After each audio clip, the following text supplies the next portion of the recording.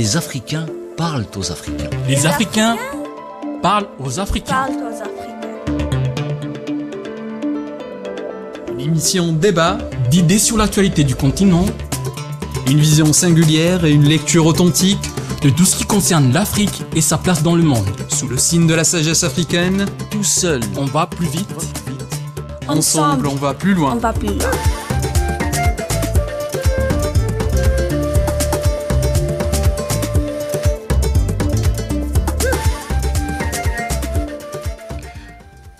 Bonjour et bienvenue à tous dont les Africains parlent aux Africains.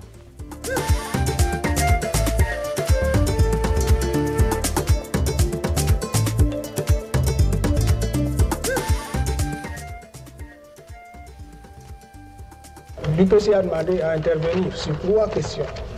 La réunification immédiate du Cameroun, la constitution d'un conseil de gouvernement et d'une assemblée avec des pouvoirs législatifs, et enfin la fixation d'un délai pour l'octroi de l'indépendance au peuple camerounais.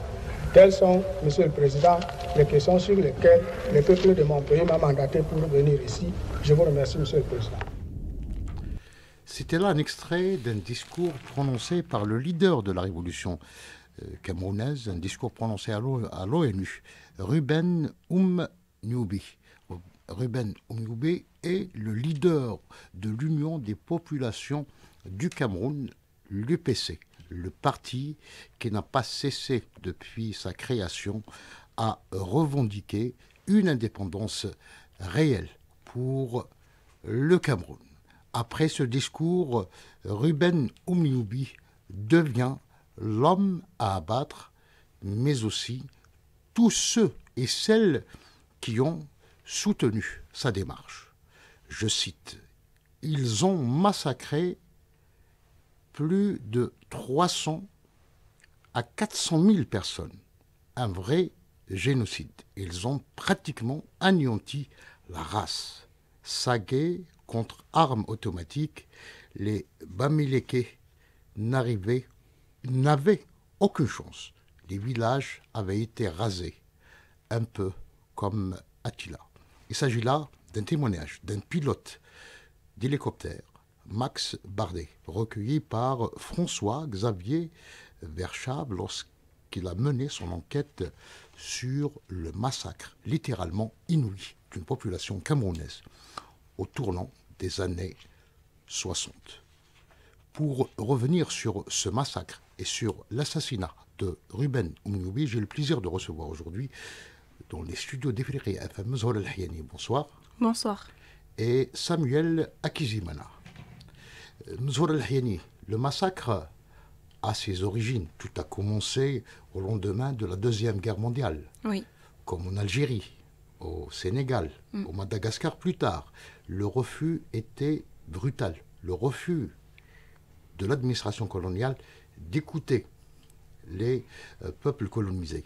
Des colons massacrent des manifestants le 27 septembre 1945 au Cameroun. Oui, effectivement. C'était le premier massacre, 60 morts. Et c'est le début d'un massacre qui va durer jusqu'à la fin des années 60. Oui, là, c'est déjà la première partie de ces massacres, de 1945 jusqu'à 1955, avant la guerre du Cameroun. Donc, c'était en fait avec des séries d'événements complètement tragiques. Comme vous avez dit, c'était un génocide tabou dont on n'en parle pas. Jusqu'à présent, déjà, on n'en parle pas beaucoup. Et l'administration coloniale, même avec ses héritiers, l'administration coloniale française, avec ses héritiers qu'elle a laissés au Cameroun, avec le régime d'Amadou Ahidjo, n'en parlait pas de ces crimes commis au Cameroun, même après 1955, après avoir accordé des fausses indépendances au Cameroun. Et en fait, c'est une série d'événements. Et souvent, on dit que la guerre au Cameroun, elle est semblable à celle de l'Algérie, oui, mais beaucoup moins médiatisée. C'était un massacre à huis clos. À huis clos, effectivement. On n'en parlait pas. Et en fait, le Cameroun, c'était toujours une terre ou bien le laboratoire de la France en Afrique. Ils ont fait beaucoup d'essais, beaucoup de crimes dont on n'en parle pas. Et d'ailleurs, aujourd'hui, quand on va parler du Ruben Umnyombe, c'était le leader de l'UPC, celui qui revendiquait l'indépendance réelle du Cameroun. Et pas, il refusait toutes sortes de négociations avec l'administration coloniale, contrairement à tous les autres partis. Alors, ce mouvement révolutionnaire, il a été fondé le 10 avril 1948. Oui, 48. De 1948, avec lui, Ruben Umnyombe, c'était le leader. À ses côtés, il y avait beaucoup de leaders comme Félix Moumié, qu'on a évoqué la dernière fois, qui était assassiné par les services français donc, à Genève. À Genève. Malheureusement, tous les leaders, ils ont eu une fin tragique. Sort, oui. Oui, le même sort, juste parce qu'ils gênaient l'administration coloniale française. Tout ça, c'était dessiné en fait depuis le départ. Les services secrets français, ils suivaient, traquaient tous ces leaders-là, dans même les petits détails. D'ailleurs, au lendemain de la Seconde Guerre mondiale, oui. L'administration de Gaulle, donc le gouvernement provisoire de la République française, va envoyer des représentants d'un certain monsieur Foucard, qu'on va retrouver après 58. 58, voilà. Oui. Qu'on va retrouver là-bas. Donc, tout ça, ça illustre en fait les crimes que la France ou l'administration française a commis et dont on n'en parle pas. Voilà, c'est déplorable et c'est malheureux même aux Africains d'ignorer l'histoire. Samuel. Oui, effectivement, en fait, j'aimerais rebondir en commençant par une de ces citations, une citation de Ruben Umnyombe, leader de l'UPC, donc l'Union populaire du Cameroun, où il disait en fait que l'indépendance ne se donne pas, mais elle s'est conquiert. En fait, c'était, elle s'arrache, donc elle s'arrache, c'était ça son objectif principal. Et si on regarde très bien, même on a parlé de l'autre leader l'autre fois, on sait que ses intérêts à lui étaient une indépendance totale et réelle, ce qui n'allait pas dans les projets de la France à cette époque. Et nous savons déjà que la France, à cette époque, soutenait déjà Ahidjo qui devait être à la tête pour leurs intérêts propres. Ce qui est déplorable parce que si on regarde même à travers les récits et ce qu'on a écrit sur Ruben Umnyombe, à tel point que le gouvernement français et Ahidjo, en collaboration avec Ahidjo, ils ont fait en sorte que même Ruben Umnyombe, son nom soit enlevé des manuscrits scolaires, en fait, qu'il n'y ait pas de traces de Ruben Umnyombe. Ils ont essayé d'effacer son existence, comme si c'était une personne qui n'a jamais existé à cette époque. La façon dont ils ont humilié la personne déjà dès qu'il a été assassiné, ça montre déjà qu'on voulait l'éliminer carrément de l'histoire. On voulait l'éliminer carrément de l'histoire, mais aussi on voulait envoyer un message à travers la mort de Ruben Umnyombe. Le message qu'on voulait envoyer, c'est-à-dire que toute personne qui va se rebeller contre les intérêts français, il aura une fin tragique. Après, nous allons revenir sur les circonstances terribles de son assassinat. Mais avant, je vous propose d'écouter un historien camerounais, Yves Mentung, qui revient sur la spécificité de la révolte ou bien la conception de la lutte chez Ruben Umnyombe. Il y a eu un travail de traduction et de politisation de faits. Dans certaines régions, le colonialisme a été décrit dans les catégories ou les mêmes termes que la sorcellerie.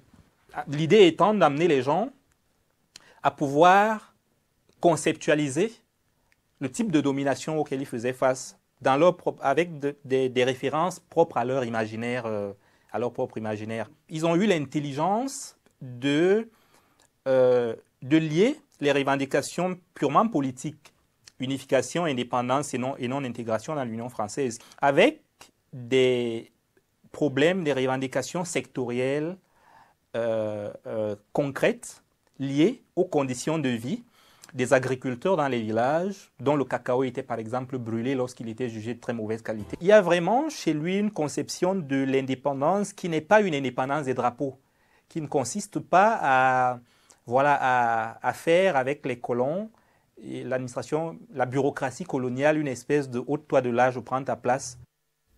Voilà, il voulait plus exactement le recouvrement de la souveraineté sur tous les intérêts camerounais. Mais c'était dans un contexte où l'UPC, l'Union des populations camerounaises, commençait à avoir plus d'impact sur les populations. Il va connaître un essor certain, notamment dans la région de Bamekele, où il y a eu des adhésions massives. Et au même moment, le parti gaulliste, le RPF, ne jure à ce moment-là que par la répression, dans un contexte marqué par un certain Jacques Foccart, qui a commencé à tisser déjà les premiers réseaux au Cameroun. Zola. Oui, effectivement. Déjà, moi, je tenais à rappeler, après ce qu'on a entendu avec l'historien, je tenais à rappeler déjà le contexte du Cameroun à cette époque. Déjà, c'était une colonie allemande. Et après, avec le traité de Versailles, c'est divisé entre les Français et le Royaume-Uni. Et Ruben Oumniobé, quand il demandait une vraie indépendance, c'était déjà d'unifier les deux parties du Cameroun, donc faire que le Cameroun soit un, pas séparé entre deux puissances coloniales. Et de deux, c'était une négociation que le pays soit dirigé par des Camerounais eux-mêmes et non pas des personnes qui seront désignées par la France. Donc, comme vous avez dit aussi, Ruben Oumniobé, on l'appelait le Mpodol. Ça veut dire la personne qui porte la parole. La porte-parole au Cameroun. Et tous les personnes ou bien le peuple camerounais, ils ont adhéré aux propos de Ruben Oumniobé parce qu'ils croyaient en lui déjà et ils voyaient que tout ce qu'il disait, tout ce qu'il rapportait, c'était la vérité que le peuple camerounais déjà vivait, et aussi il portait la parole de tout le peuple camerounais. Ça veut dire que tout le monde voulait que le Cameroun soit unifié, tout le monde voulait que le Cameroun soit indépendant. Oui, indépendant de toutes ces puissances coloniales, et que un Camerounais soit à la tête de ce pays, qu'il le dirige avec, qu'il soit, en fait, le pays répond aux propres intérêts du Cameroun et du peuple camerounais. Et la population camerounaise, c'est là où on voyait que l'UPC, en fait, ça prenait beaucoup d'ampleur à cette époque. Et après, on a vu aussi, après un discours que Ruben Oumniobé a prononcé aux Nations Unies, c'est là où on dit toujours qu'il a signé son arrêt de mort, parce qu'il a revendiqué, en fait, tous les besoins du peuple camerounais et tous les objectifs aussi de l'UPC. Et c'est là où on a vu que vraiment, il commence à déranger même au niveau international. Donc, il faut vraiment que l'administration coloniale bouge et fasse quelque chose pour éliminer. Je vais citer Verschave, où il a dit, à travers le discours de Ruben Oumniobé, où il a dit « Ce discours reste lettre morte face aux intérêts français et à la guerre froide, où la France craint une infiltration communiste en Afrique. » Moi, je vais rebondir sur quelque chose de très important. En tout cas, c'était l'argument qui a été développé par la France à chaque fois. En Algérie, on disait que donc en Algérie, au Vietnam, etc. Oui, moi, je vais rebondir par ça en disant, déjà, je vais répondre sur le nom Mpodol, qui était une fierté pour lui, Mpodol, parce que lui, il disait porte-parole. Il s'identifier comme la personne qui représente celui qui a la parole légitime. Exactement, la parole légitime pour représenter la population camerounaise. Et surtout, ça revient sur le contexte même que Mezoura a expliqué en disant du Cameroun, lorsque l'Allemagne a perdu la Deuxième Guerre mondiale, où on a dû diviser, on a donné certaines possessions à l'Angleterre et certaines possessions à la France. Lui, il n'était pas d'accord avec ça. Où il a réussi là où plusieurs ont échoué. Il a réussi à faire du Cameroun une population unie.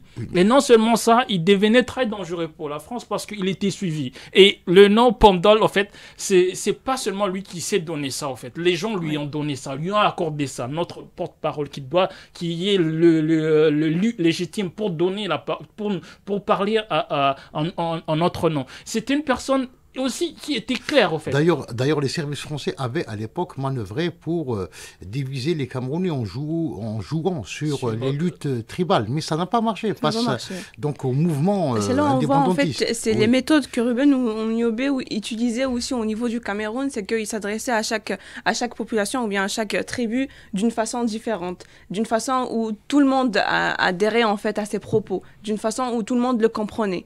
Donc lui, c'était sa force aussi. Quand on dit porte-parole, c'est une personne qui savait s'exprimer auprès de la population. Il savait comment leur expliquer déjà ce qui se passait et les solutions qu'ils pouvaient apporter tous ensemble.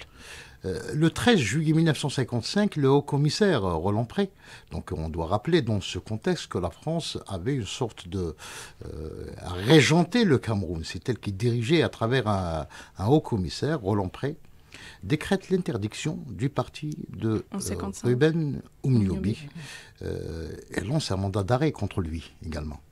Oui, ça sera un peu tragique parce que là, une chasse à l'homme était annoncée où on considérait les personnes qui soutiennent l'UPC comme des condamnés à mort. Parce que là, c'est là où moi je vais revenir par exemple sur la petite témoignage que vous avez dit du pilote. Du pilote, où il disait, en fait, c'était une opération une opération de massacre massive, en fait. Ah oui, parce que quand on cherchait dans la savane, quand on était derrière, on était sur les traces plutôt de Ruben Oumniobi, les militaires rencontraient des citoyens, des civils. On les massacrait.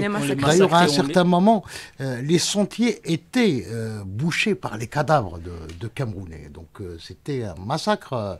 Un génocide. Un génocide au sens propre du terme. Donc, Ruben Oumniobi sera assassiné le 13 septembre 1957. Je vous propose donc d'écouter l'historien camerounais Yves Mintung qui revient sur les circonstances de l'assassinat de ce leader panafricain et anticolonialiste. Ils se sont approchés tranquillement et lorsqu'ils ont aperçu, lorsque Oum et les autres les ont vus, il était un peu tard, ils sont levés et ont tourné le dos pour s'enfuir et les militaires ont tiré. Il a été abattu de dos, il a été tué lui sur le coup. Il n'y a eu ni sommation ni volonté de l'arrêter vivant. Il faut préciser qu'il n'était pas armé. Personne dans ce groupe n'était armé. Personne dans le maquis de Oum n'était armé. Ils l'ont traîné après sur plusieurs kilomètres jusqu'au village d'abord de Boumyébel où ils ont exposé le corps. Donc c'était de l'action psychologique. Le fait de traîner son corps par terre, dans la boue, de le défigurer, de l'humilier, en fait d'humilier même le cadavre, puisque comme il n'avait pas pu l'humilier de son vivant, il fallait humilier le cadavre et d'aller ensuite l'exposer au village.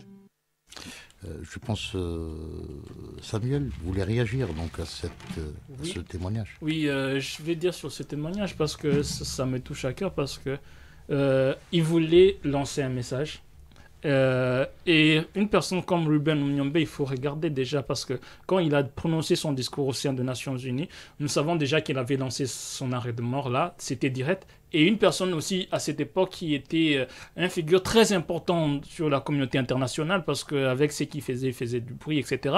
Donc on a voulu lancer un message. Et ce message était celui-là, en disant tu seras assassiné, et quand tu vas être à l'encontre des intérêts français, tu seras assassiné, et non seulement assassiné, nous allons te traiter comme un animal. En fait, le fait de le prendre, de le ligoter et de le traîner, comme l'historien était en train de l'expliquer, de le traîner, et que toute la population, il faisait esprit. En fait, il faut regarder le passage où il est passé, c'était des passages bondés où les personnes devaient voir le corps, en fait. C'était comme un défilé, exhiber le corps de la personne en disant, regardez le sort comme un trophée de guerre. Comme un trophée de guerre, regardez le sort qui est réservé à toute personne qui est en l'encontre des intérêts français, et notamment qui soutient l'UPC. Oui, en fait, cela, je dirais que ça traduisait la haine que tous les Français avaient contre lui déjà, parce il était en pourchasse contre lui. Il était en train de le pourchasser, ça fait un moment, et il ne le trouvait pas. Donc, tous les services secrets français étaient mobilisés pour le retrouver. Et une fois retrouvé, en fait, ils l'ont tué. Et c'était comme Samuel était en train de le dire, c'est pour dire à la population camerounaise, voici votre porte-parole. Celui que vous appelez porte-parole était assassiné. Donc, si quelqu'un ose encore porter la parole sur la population camerounaise, il sera assassiné de la sorte. Et en fait, ce qui est bien de dire aussi, c'est que l'UPC, ça s'est pas arrêté même après la mort de Ruben Oumniobi. Félix Moumié a continué, même tous les leaders en fait qui étaient en exil d'ailleurs à ce moment-là, depuis 1955, quand ils ont arrêté l'UPC, tous les leaders étaient exilés. mais il continuait la lutte même à distance. Oui. Même Et a Félix réclamé l'indépendance réelle du Cameroun.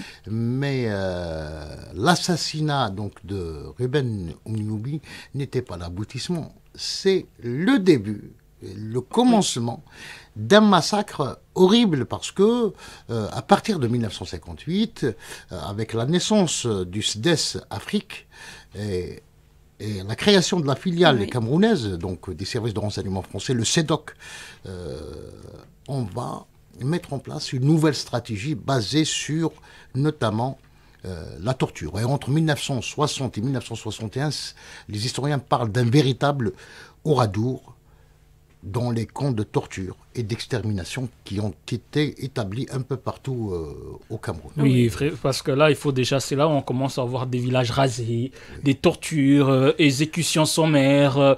En fait, c'était maintenant le côté où on mettait maintenant la terreur en place, en fait. La terreur, c'est la terreur qui dirigeait. C'est-à-dire que c'était le moment... terreur d'État. La terreur d'État qui était là. Et ça revient sur une chose importante parce que là, la France aussi le faisait dans le sens de donner un message aux différentes colonies françaises de l'époque, en disant. C'est-à-dire que c'est là où ça revient sur la phrase que Mezoura a dit au début de l'émission, où le Cameroun était devenu comme un laboratoire des techniques françaises pour l'application dans d'autres régions. Regardez ce qui marche et ce qui ne marche pas. Maintenant, ça, c'était le monde de la terreur. Parce que si on regarde, quand on parle des villages rasés, c'est réellement des villages rasés.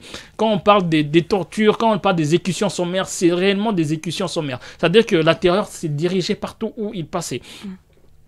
Et ça revient sur quelque chose que je voulais partager en disant, là, c'était plus seulement une guerre où on tuait, mais c'était devenu une guerre psychologique. La France utilisait la psychologie aussi pour atteindre certaines personnes, parce que les gens maintenant étaient stigmatisés. Mais ça revient sur quelque chose d'important, malgré tout ça, mais réellement, ça n'a pas abouti à la volonté désirée. À l'époque, elle utilisait donc cette stratégie, la guerre psychologique, et après, ils vont utiliser la gomme pour effacer la mémoire. Exactement, la mémoire des Ruben. De ce qu'avait incarné donc ce militant. Je vous propose d'écouter donc un autre extrait de Yves Mentung, un historien camerounais. On a tout fait depuis son assassinat, l'administration française, pour effacer ses traces et sa mémoire. Pendant au moins 30 ans, les 30 ans qui ont suivi l'indépendance du Cameroun, en fait, il était littéralement interdit de prononcer son nom publiquement au Cameroun. Une bonne partie de ses écrits ont été brûlés. Ça a commencé à changer après la libéralisation politique en 1990. Umnyobé, Roland Moumié, Ernest Ouandié et Abel Kingé ont été réhabilités. Mais il n'y a pas eu de travail, de mémoire, ni une volonté de promouvoir une recherche visant à réhabiliter véritablement cette période et à écrire l'histoire. Zola. Moi, je dirais que, en fait, ça, c'est toujours la France qui continue avec ses... En fait, la France, elle a tout essayé. Elle a tout essayé dans toutes ses colonies. Et d'ailleurs, ce moment-là, avec la guerre au Cameroun, c'était là où elle était en position, elle perdait ses colonies. Avec la guerre en Algérie, en Indochine. Et tout, c'était une série d'événements contre elle. Donc, comme il l'a redit aussi Samuel, le Cameroun était un laboratoire pour la France d'essayer toutes ces pratiques, et elle ne s'est pas arrêtée là. Même après l'assassinat, en fait, elle a effacé la mémoire. Et c'est ce qui est terrible. D'ailleurs, elle a mis l'héritier français Amadou Ahidjo, pendant tout ce moment-là, on n'en parlait pas. On ne parlait pas de Ruben Umnyobé. C'était interdit son nom. C'était interdit dans les manuels scolaires. On n'en parlait pas. Donc, on ne sait pas c'est qui a fait quoi pendant l'histoire de l'Afrique. Et puis, on vient nous dire que l'Afrique, c'était une page blanche, c'était un terrain vierge et qu'il n'y avait pas d'histoire. Oui, en fait, j'aimerais bondir sur ces mots de Mezoura et ajouter aussi des mots de Verschaff, que j'adore cette phrase qui dit toujours... On a voulu toujours nous berner en disant que l'Afrique est une page vierge. Oui, il faut tout écrire, alors que c'est faux. Ça revient sur ce que vous avez dit, Hassan Arabe, en disant ils ont essayé de prendre cette gomme-là gigantesque pour essayer d'effacer les réalités et essayer d'écrire ces réalités à leur façon, en fait, en essayant de minimiser, parce que si on parle même à travers les indications en disant 300, 400 000 morts, en réalité, c'est là où nous, en tant qu'Africains, il faut savoir, si on dit 300 à 400 000 morts, c'est-à-dire que c'est encore pire. Non, c'est pire. Nous savons qu'aujourd'hui, il y a un chiffre qui circule, plus d'1 million de morts entre 1947 jusqu'à la fin des années 60. Il y a plus d'1 million de morts. Donc c'est un véritable génocide que la France a commis au Cameroun. Exactement. Un génocide, et puis on efface même la mémoire. On n'en parle plus. Ça devient tabou. Même, ce qui est déplorable aussi, même les dirigeants, comme Amadou, Aïdjou, même Paul Biya, après, on en parlait peu de ce leader-là. On ne parle pas de tous ces leaders, que ce soit Félix Momié, que ce soit Ruben Oumniobé. On en parle peu, même dans les manuels. On ne nous apprend pas l'histoire correcte. Mais ce que moi j'aimerais dire par là, c'est très important, c'est qu'à travers Ruben Oumniobé et les autres, ils avaient une idée et ils se sont battus pour ça. Je reviens sur sa citation qui dit l'indépendance ne se donne pas, elle se conquiert, elle s'arrache. S'arrache. Ce sera le mot de la fin de cette émission. Je te remercie Samuel Akizimana, je vous remercie Mzoura Lahyani. Je vous laisse avec cette chanson, fière d'être Camerounais. À très bientôt.